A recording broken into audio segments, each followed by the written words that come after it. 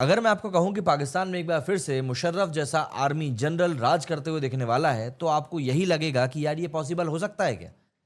भाई, इस समय शहबाज शरीफ जो है वो पाकिस्तान का पीएम है, इमरान खान जो है वो जेल में सड़ रहा है। ऐसे में क्या वाकई में मिलिट्री जो है पाकिस्तान की, वो को तख्ता पलट जैसा घटिया काम कर सकती है? यकीन मानिए, जब हम पाकिस्तान के बारे में बात करते हैं तब आप घटिया से घटिया बात भी इस देश में एक्सपेक्ट कर सकते हैं, क्योंकि यहाँ पर मोरालिटी का ग्राउंड कहीं से कहीं तक होता नहीं है और देश को सिर्फ और सिर्फ आर्मी ही रन करती है। ये बात किसी से छुपी हुई नहीं है। और इस समय जबकि इंडिया और पाकिस्तान के बीच के टेंशन से एक बार फिर से स्काई हाई है, आप कुछ भी एक्सपेक्ट कर सकते हैं। जम्मू कश्मीर के पहलगाम में जो इंसिडेंट हुआ था, जिसमें काफ़ी सारे सिविलियंस ने अपनी जान गंवाई थी, उसके बाद पाकिस्तान ने एक बड़ा और कंट्रोवर्शियल स्टेप उठाया है। दरअसल पाकिस्तान के ISI chief lieutenant general Mohammad Asim Malik को अब नेशनल सिक्योरिटी एडवाइजर भी बना दिया गया है। ये पहली बार है जब किसी सर्विंग आईएसआई चीफ दोनों रोल्स एक साथ संभालेगा। ये मूव एक्सपर्ट्स कहते हैं कि एक मिलिट्री पावर ग्रैब करने का तरीका भी हो सकता है, जो कि सिक्योरिटी रीअलाइनमेंट के नाम पे छुपा हुआ है। तो आज के इस वीडियो में हम इस पूरे मामले का ए टू जेड ब्रेकडाउन करेंगे। क्या है ये पूरा अपॉइंटमेंट का मसला और इसका इंडिया के साथ क्या कनेक्शन होने वाला है, और क्यों ये सब बोला जा रहा है कि इससे पाकिस्तान में डेमोक्रेसी के लिए खतरा पैदा हो जाएगा। वीडियो को एंड तक जरूर देखिएगा, लाइक कीजिएगा एंड अपनी जो भी ओपिनियंस हैं उनको कमेंट करके जरूर बताइएगा। तो जी, सवाल यही है कि क्या ये मूव इंडिया और पाकिस्तान के रिश्तों को और भी ज्यादा बद से बदतर करेगा? चलिए समझते हैं। सबसे पहले बात करते हैं इस बड़े मूव की। पाकिस्तान के current ISI chief lieutenant general Mohammad Asim Malik को अब नेशनल सिक्योरिटी एडवाइजर एनएसए भी अपॉइंट कर दिया गया है। ये एक हिस्टोरिक डिसीजन बताया जा रहा है, क्योंकि पहली बार ऐसा होगा कि कोई सर्विंग आईएसआई चीफ दोनों पोजीशंस को एक साथ होल्ड करेगा। ये पोस्ट अप्रैल 2022 से वेकेंट थी, जब previous NSA doctor Moid Yusuf ने पाकिस्तान तहरीक इंसाफ पीटीआई गवर्नमेंट के कोलैप्स के बाद में रिजाइन कर दिया था। ट्रेडिशनली एनएसए का रोल सिविलियन होता है, जो कि प्राइम मिनिस्टर को रिपोर्ट करता था और स्ट्रैटेजिक पॉलिसी, सिक्योरिटी मैटर्स और इंडिया के साथ sensitive back channel talks handle करता था। लेकिन अब ये स्ट्रक्चर पूरी तरीके से बदल गया है। मलिक अब टेक्निकली पीएम शहबाज शरीफ के अंडर काम करेंगे, लेकिन डायरेक्टली रिपोर्ट करेंगे chief of army staff general Asim Munir को, जो कि आज की तारीख में गायब है। मतलब डिप्लोमेसी, इंटेलिजेंस और क्राइसिस रिस्पॉन्स, ये सब अब पाकिस्तान आर्मी के फुल ऑन कंट्रोल में है। और ये मूव पहलगाम इंसिडेंट जो हुआ है उसके बाद ही आई है, तो इसकी टाइमिंग भी बहुत ज़्यादा क्रूशियल है। अगर हम इस बात को थोड़ा सा और जूम इन करते हैं तो लेफ्टिनेंट जनरल आसिम मलिक पे ये कौन शख्स है और आखिर क्यों ये बंदा इतना ज़्यादा सेंटर में आ रहा है? तो देखिए, मलिक ऑब्वियस सी बात है, एक मिलिट्री फैमिली से आता है। उसके बाप रिटायर्ड लेफ्टिनेंट जनरल गुलाम मोहम्मद मलिक थे, एक कॉप्स कमांडर थे, जो कि 1995 में रिटायर हुए हैं।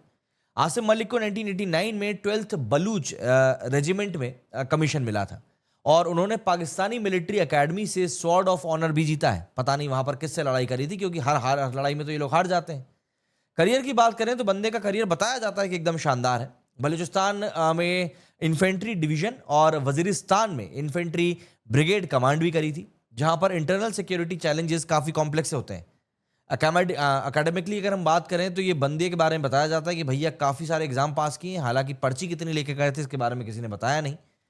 इस बंदे के बारे में बताया जाता है कि यूएस के फोर्ट लियम वर्थ, यूके के royal college of defence studies से इसने ट्रेनिंग ली है और इस्लामाबाद के नेशनल डिफेंस यूनिवर्सिटी से यूएस पाकिस्तान रिलेशंस पे पीएचडी किया है। मतलब इतना पढ़ने लिखने के बाद भी अगर इंसान पाकिस्तान में बैठा हुआ है तो वो वाकई में बेवकूफ़ ही कहलाएगा। अक्टूबर 2024 में वो आईएसआई चीफ बने।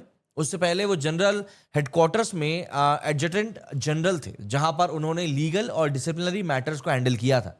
नोटेबली उन्होंने 2023 में पीटीआई सपोर्टर्स के खिलाफ क्रैकडाउन लीड किया, जब इमरान खान को पावर से हटाया गया था। ये सब उनकी इमेज को एक हार्डलाइनर और मिलिट्री लीडरशिप के लिए लॉयल ऑफिसर के रूप में भी दिखाता है। अब एनएसए बनने के बाद उनकी पावर और भी ज़्यादा बढ़ गई है।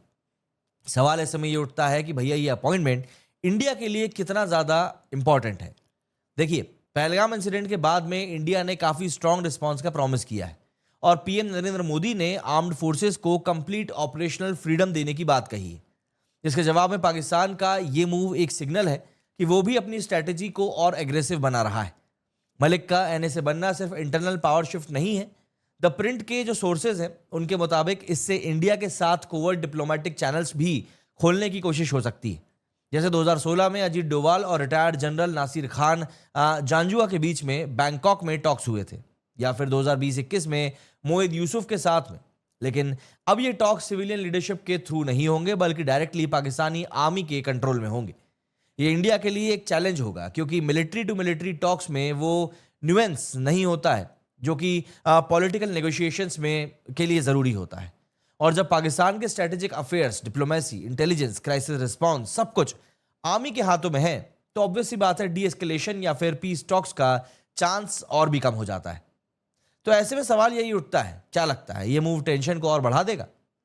देखिए, अगर इस बात को आप इस तरीके से समझें कि पाकिस्तान का इंटरनल सीन क्या है, तो देखिए मलिक का यहां पर ड्यूअल रोल है, आईएसआई चीफ और एनएसए का। इसने पाकिस्तान में एक बड़ा डिबेट भी छेड़ दिया है। सोशल मीडिया पर लोग इसे सॉफ्ट कूप के तौर पर भी देख रहे हैं, कूप मतलब कि तख्ता पलट, जबकि कुछ लोग इसे इंडिया के एग्रेसिव पोस्चर का जवाब बता रहे हैं और उसके लिए एक जरूरी कंडीशन भी बता रहे हैं।